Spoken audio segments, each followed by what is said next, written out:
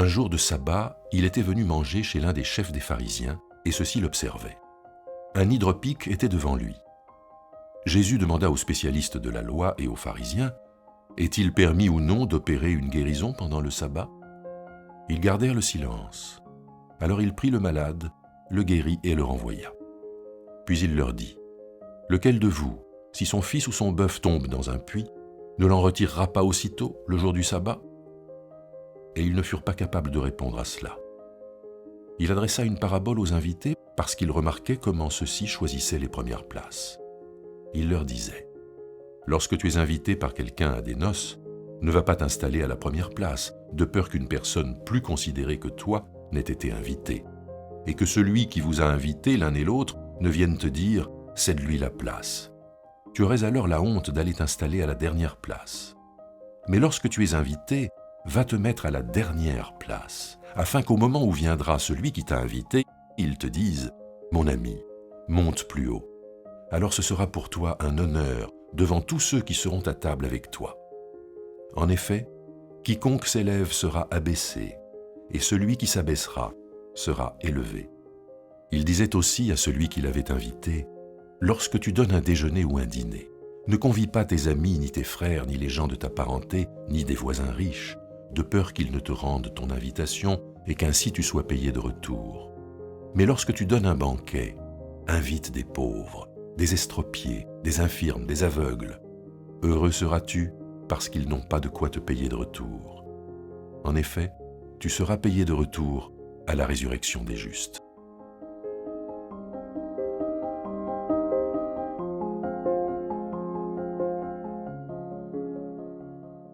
Dans l'évangile de Luc, Jésus dit souvent l'évangile à travers des repas.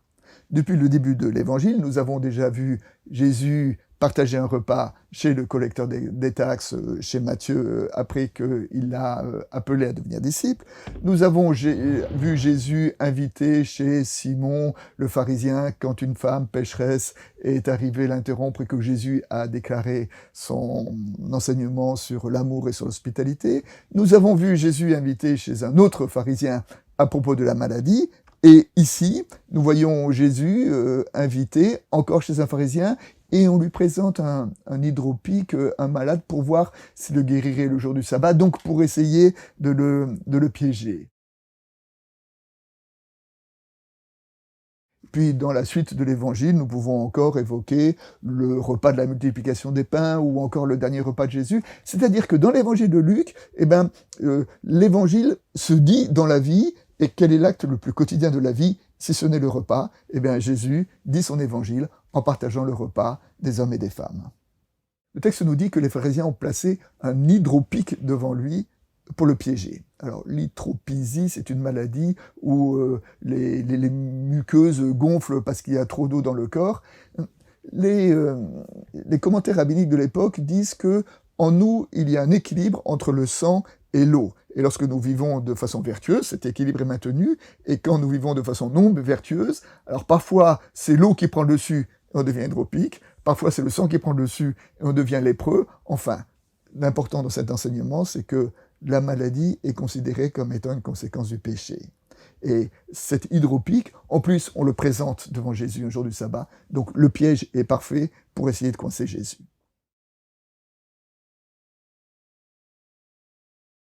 Le sabbat, nous le savons, est vraiment un marqueur identitaire du judaïsme. Dans le livre de l'Exode, le commandement du sabbat est le commandement qui est répété le plus grand nombre de fois.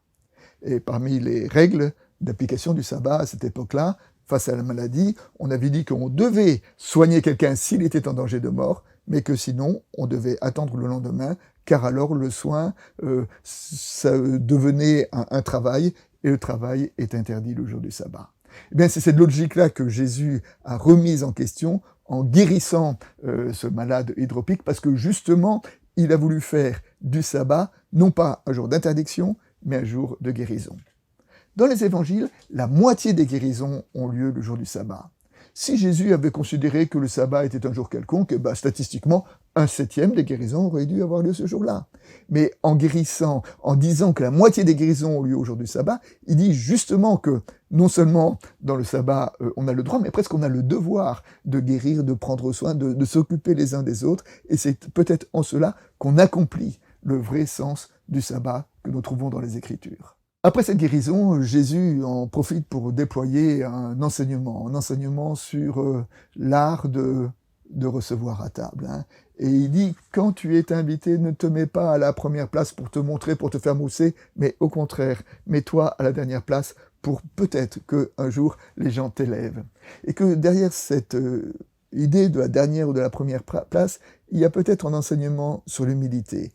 L'humilité, ce n'est pas s'abaisser soi-même, mais l'humilité, c'est d'élever les autres. Ne prends pas la dernière place parce que tu es plus bas que les autres. Prends la dernière place pour laisser la première place aux autres. Le père de l'Église, Dorothée de Gaza, a dit à propos de l'humilité, en jouant sur le jeu de mots entre humilité et humus, c'est-à-dire humilité et terre, il a dit « Le bâtisseur doit poser chaque pierre sur du mortier, car s'il mettait les pierres les unes sur les autres sans mortier, elles se disjoindraient et la maison tomberait. » Le mortier, c'est l'humilité, car il est fait avec de la terre, qui est sous nos pieds. Une vertu sans humilité n'est pas une vertu. À cette époque-là, dans les repas, il était commun de dire que nous partageons le repas avec ceux de notre groupe, avec les nôtres, avec ceux qui nous sont proches. Et c'est cette logique que Jésus conteste lorsqu'il dit « Lorsque vous invitez, n'invitez pas ceux qui pourront vous rendre le repas, mais au contraire, invitez les aveugles, les pauvres, les estropiés, les mendiants, car eux ne pourront pas vous rendre le repas. » Alors on pourrait dire que en cela, Jésus pratique une sorte d'évangile de la générosité. Ne donnez pas pour recevoir un retour, mais donnez gratuitement. Et on retrouve cet enseignement dans l'évangile de Luc, justement avec ce très beau verset sur la générosité, dans lequel Jésus déclare « Donnez et l'on vous donnera. On versera dans la grande poche de votre vêtement une bonne mesure, secouée, serrée, et qui débordera, car c'est avec la mesure à laquelle vous mesurez qu'on mesurera pour vous en retour. » L'évangile de la générosité jusque dans les repas. Et comme illustration, revenir sur les repas dans l'Antiquité qui était un marqueur identitaire, on partage le repas de ceux de son groupe. Et on a le sentiment dans une première lecture que Jésus vient contester ce principe-là en disant « mais non, au contraire, invitez les aveugles, les pauvres, les mendiants, les estropiés ». Et si Jésus justement appliquait ce principe en disant que ceux de son groupe, ce sont les aveugles, les pauvres, les mendiants et les estropiés. Et nous retrouvons le renversement de la parabole du jugement des nations. Jésus est ou s'identifie à celui qui a faim, à celui qui est nu, à celui qui est prisonnier, à celui qui est malade. Et peut-être c'est cela que Jésus veut nous dire dans cet évangile.